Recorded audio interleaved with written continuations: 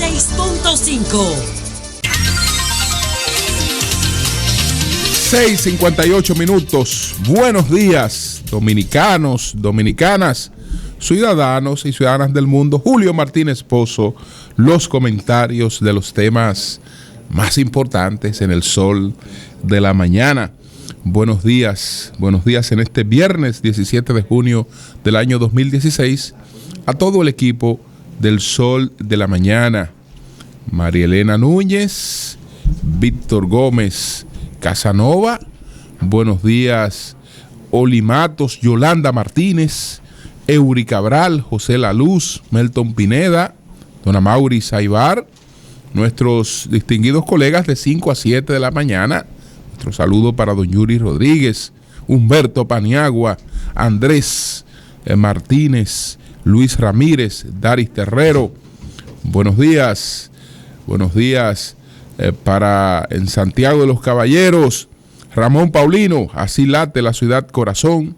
Manuel González Manegonte, nuestro catedrático del sector agropecuario. Rafael Díaz, nuestro cronista deportivo. A propósito, no pude escuchar al querido amigo Rafaelito Díaz en el día de hoy, ni su pronóstico sobre lo que puede ocurrir el domingo a Mauri. Vamos a ver si Rafaelito no se ha ido a la cama de nuevo, por favor. A ver si Rafaelito no se ha ido a la cama de nuevo, porque no le pude escuchar, tuve que moverme en el momento en el que él iba a intervenir. Entonces, sería importante escucharlo, ¿no? A ver qué es lo que va a pasar el domingo. Entonces, señores, buenos días a Jova Bernal, Helen Hill, nuestra productora, Sonia Patiño, nuestra coordinadora, y a todo el equipo de Señales TV. Buenos días a todos y a todas. Ayer pues se empató la serie en el mejor baloncesto del mundo. Una serie que es seguida con mucho interés aquí en Santo Domingo y en muchos otros lugares, prácticamente en todos los establecimientos comerciales, en las casas. Ha sido muy seguido este partido, y lo que ocurre con el domingo, pues ya ustedes se imaginarán, donde puede ocurrir cualquier cosa. O gana Golden State o gana Cleveland, dos grandes equipos, pero bueno, y yo creo que la fanaticada de ambos equipos como quiera ya queda satisfecha, aunque los de Golden State le ha tocado sufrir un poquito más, algo que no esperaban, porque pronosticaron que esto iba a ser una barrida, que esto iba a ser una humillación, y la verdad es que muy lejos de ahí. Son las 7:01 minutos. El sol de la mañana, el sol de la mañana. ¿Qué es lo que se pretende, señores? ¿Qué es lo que se pretende? Porque hay gente que está jugando a deteriorar el país, a crear situaciones difíciles. Estas cosas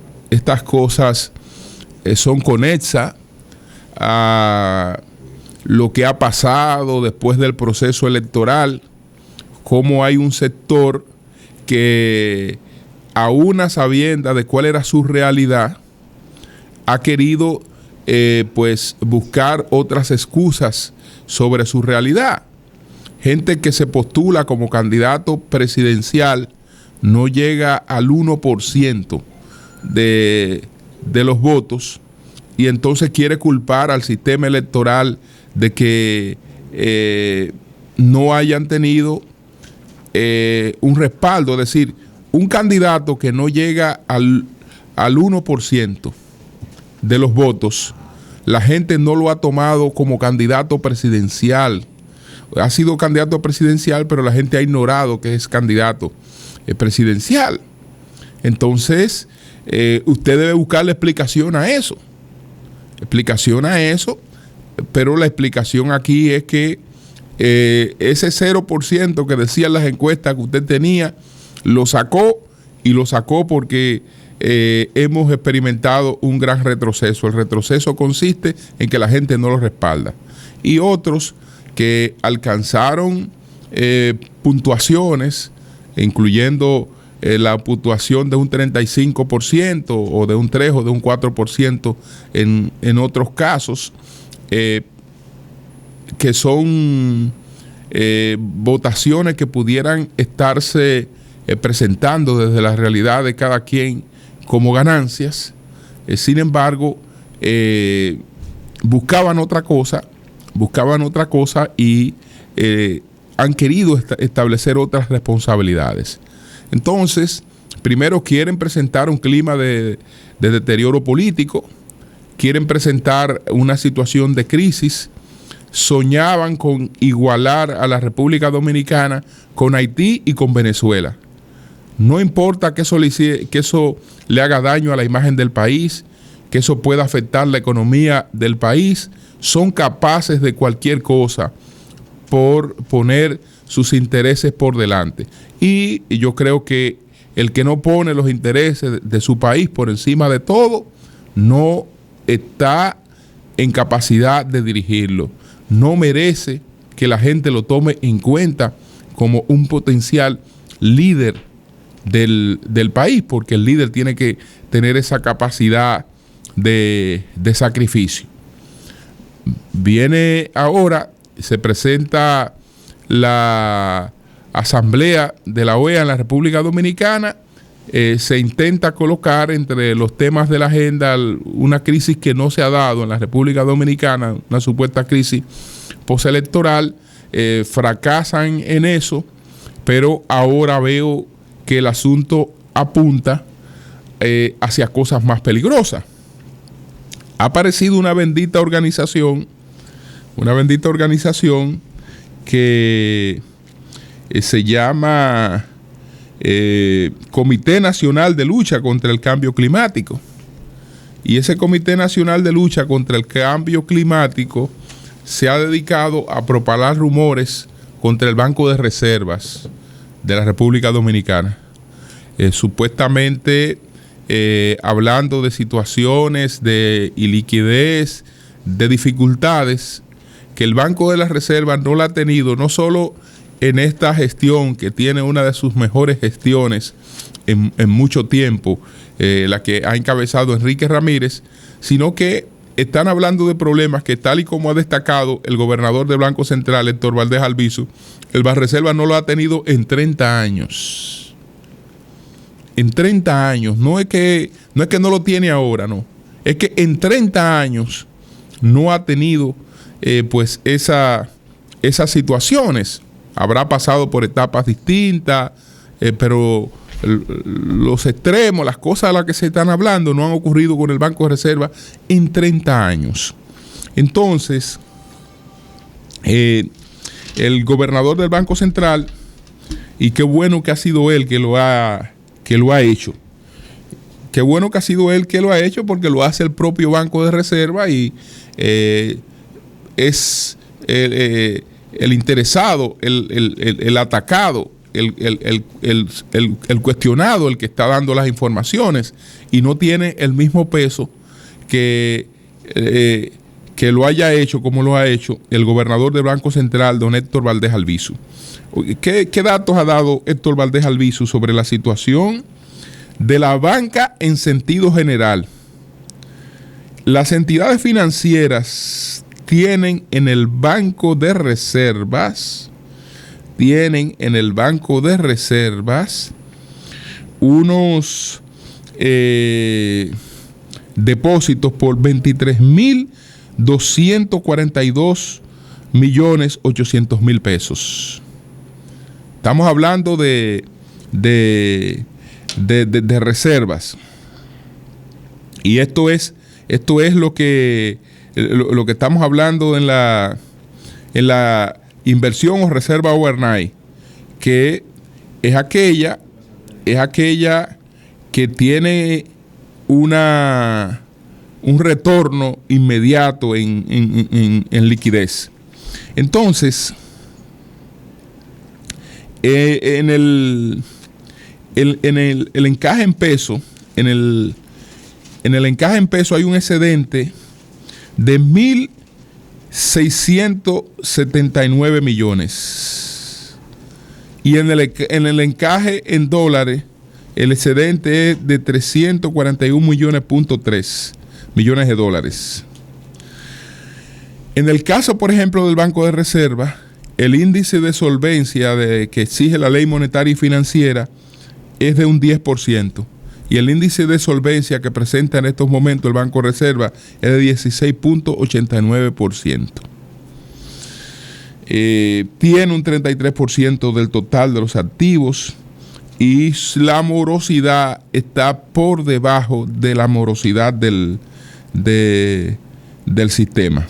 Es decir, que estamos hablando de falsos rumores, de intención expresamente dañina, de crear una situación de deterioro económico, de atentar contra la economía, señores, de atentar contra la economía, porque estas cosas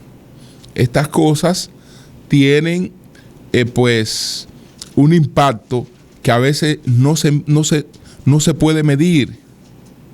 Ustedes saben por qué el Banco de Reservas no es solo porque es el Banco del Estado, no es solo porque es un banco privado del Estado, de luego, sino que si aquí se empiezan a correr rumores sobre la situación incierta, supuestamente incierta del Banco de Reserva, que todo el mundo sabe que es el principal banco del país, entonces, ¿qué puede asociar la gente a los otros bancos? ¿Qué puede asociar la gente a los otros bancos? Entonces, esto puede tener un efecto en cadena, en cascada, etcétera. Y eso es lo que se busca. Eso no es inocente. Eso no es inocente. Porque aquí se concibieron una serie de locuras, tales como hacer colapsar las elecciones el mismo día 15 de mayo, para que tuviéramos que hacer lo que hizo Haití. Eso era lo que aspiraban, suspensión de las elecciones. Aquí hubo una primera ronda, pues fue suspendida como en Haití. Y vamos a convocar, sabe Dios para cuándo, otra vez una primera ronda y a fijar una segunda ronda porque no hubo capacidad para ofrecer resultados. ¿Qué significa eso? Que los que están en la pobreza seguirán estando más hundidos en la pobreza, que los que están en clase media por las situaciones de la economía van hacia la pobreza, que los que tienen inversiones pendientes no la van a hacer, que habrá fuga de capitales, que habrá una serie de cosas. Y en definitiva, aquí, que es el país nuestro, con la delincuencia, con todo lo que tenemos que superar, pero es el país nuestro, no tenemos otro, entonces vamos a vivir en peores condiciones porque hay un grupito que le interesa eso. Porque hay un grupito que le interesa ensuciar el agua, dañar más al país de lo que puede estarlo con algunos problemas que está padeciendo. Entonces, hasta ahí no, porque esto, pues desde luego, demuestra una falta de sensibilidad, de sensibilidad de muchas personas. Pero yo creo que con estas informaciones que ha dado Héctor Valdés Albizu, esos rumores están contundentemente desmentidos en lo que tiene que ver con el Banco de Reservas de la República Dominicana y con toda la banca del país. Todo el mundo sabe lo que ha ocurrido ahí en términos de competitividad, con ese banco, cómo se ha modernizado, cómo se ha agilizado, que el cliente del Banco de Reserva hoy, sobre todo muchos clientes que tienen del sector público, antes estaban en este banco porque el banco era seguro y el banco era del Estado, pero era como una obligación que sentían estar en él. Eso se ha transformado en satisfacción. Se ha transformado en satisfacción. Es decir, hoy la gente permanece o va y busca los servicios de ese banco porque es un banco ágil, eficiente, competitivo, donde el trato al cliente es el que se corresponde con la banca moderna y con una banca que es una banca competitiva. Son las 7:14 minutos. El sol de la mañana. Hay un debate sobre el Congreso en los bufetes de las cámaras los bufetes directivos, tanto del Senado como de la Cámara de Diputados, sobre todo a lo interno de los legisladores del Partido de la Liberación Dominicana, porque el debate se limita a los legisladores, que son los que tienen interés en este tema. Euclides Sánchez ha hablado de que hay un documento firmado por 25 senadores en el que ellos están planteando la alternabilidad. Vamos a ver si vemos algunas de las cosas que dice Euclides Sánchez. Nosotros tenemos en el Senado de la República más de 25 senadores que le enviamos una carta al comité político donde le pedimos la alternabilidad y que se nos conceda a nosotros el derecho de elegir y ser elegido para conformar los bufetes directivos. Pienso que el comité político tiene que aperturar que el bufete directivo lo elijamos nosotros y que no sea lo que ha ocurrido, que de nada más 2 compañeros han podido ser presidente en 10 años. Eso no hay forma de justificarlo, dice Euclides Sánchez.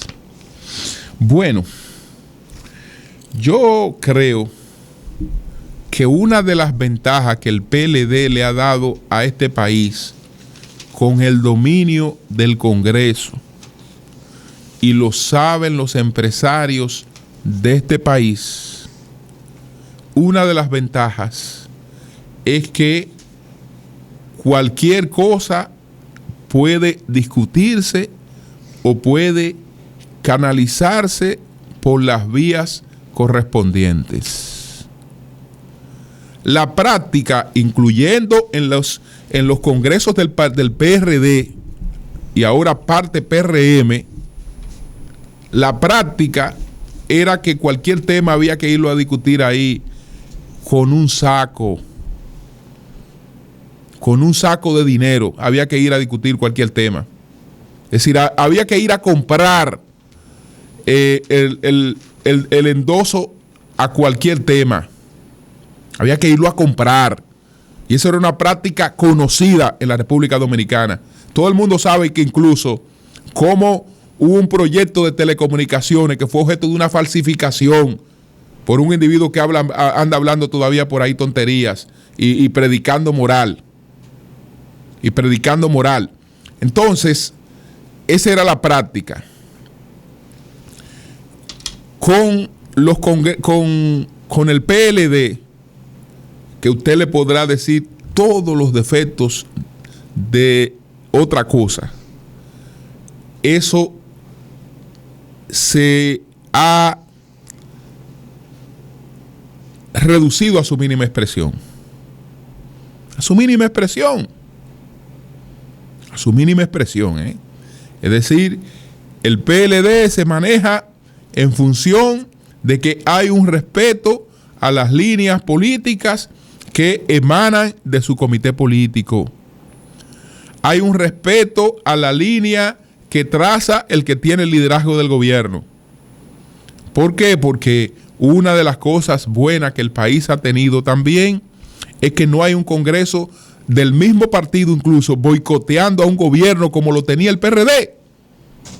Ahora en gran parte PRM.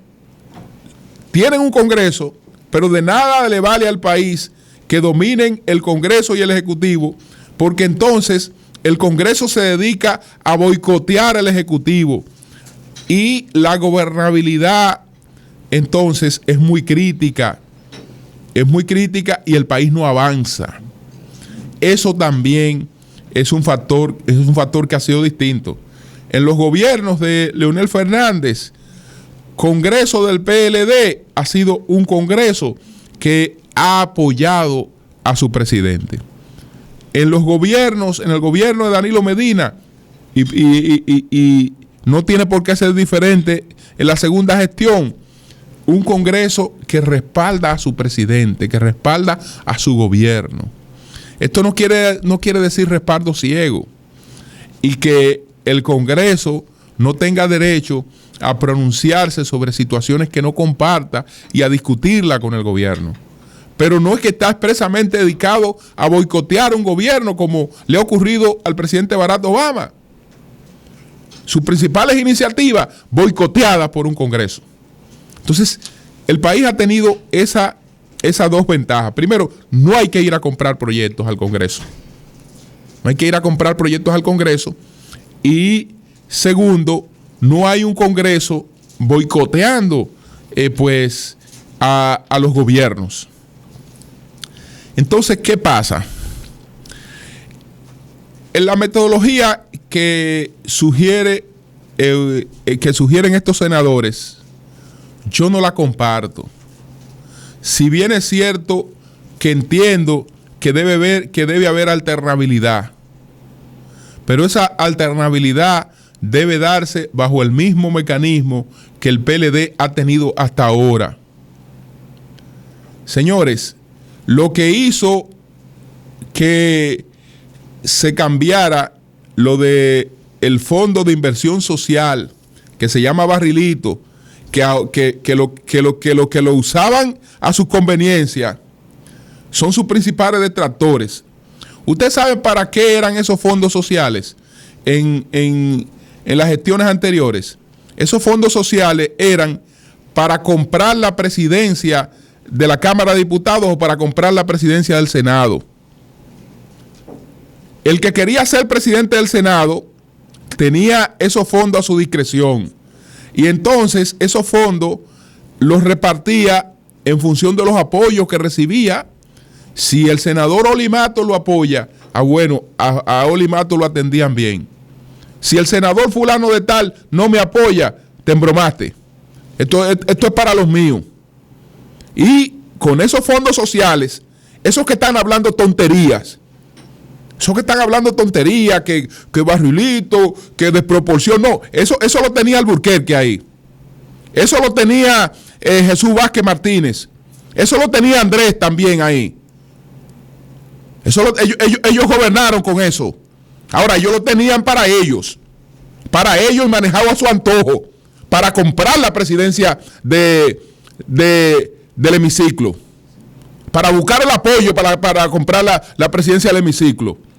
Entonces, con el PLD, en el caso del Senado, Reinaldo Pared Pérez eliminó eso. Vamos a establecer un método proporcional. No importa que el senador de Dajabón o de Elías Piña sea cercano o lejano a mí, o sea de mi partido o no sea de mi partido. Es un senador de la República. Entonces vamos a establecer un método proporcional. Usted no depende de un favor mío como presidente del Senado para optar por este fondo. Usted no depende por eso. Y fíjense que cuando se institucionalizó y se hizo transparente, ahí fue que la gente y el país empezó a atacar eso. Ahí fue que se empezó a atacar eso. Porque sencillamente eso existía. Estaba por debajo de la mesa ahí para comprar la presidencia del hemiciclo. Y tenía otro uso. ¿Por qué no es correcto? ¿Por qué es mejor que en términos políticos,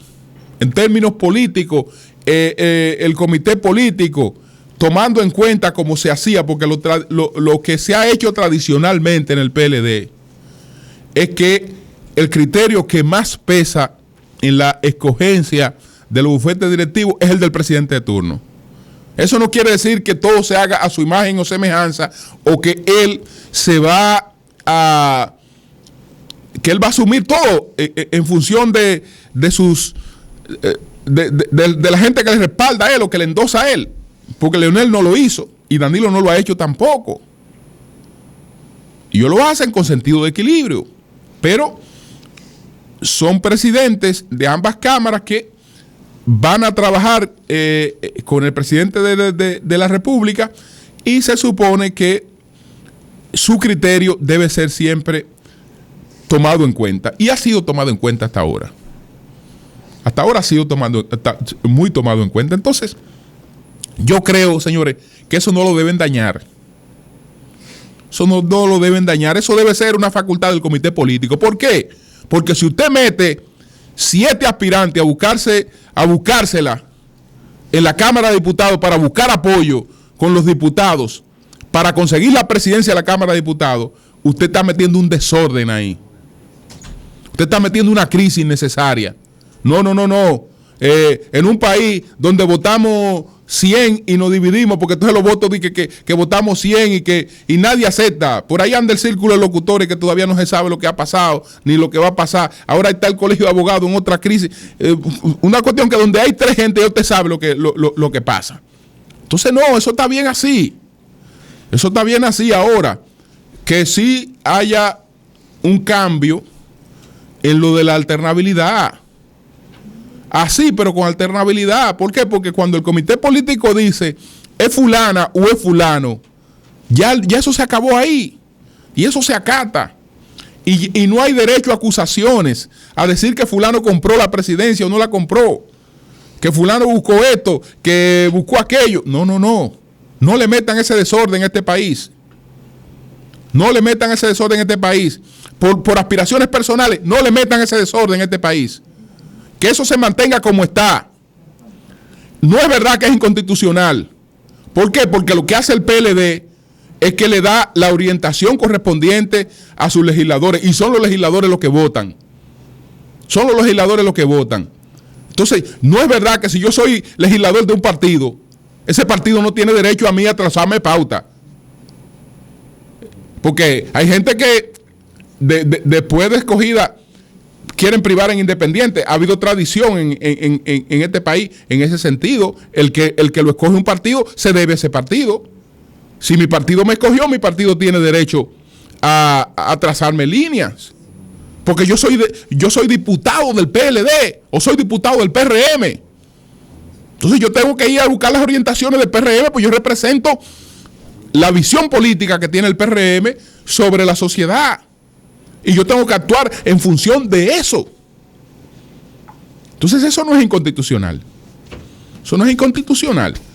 Entonces ojalá que eso, que ha funcionado bien y que ha sido una garantía de tranquilidad para este país, se mantenga así. Se mantenga así, porque lo otro, lo que teníamos en el pasado, no era bueno. Eso sí era corrupción. Eso sí era compra vulgar de puestos.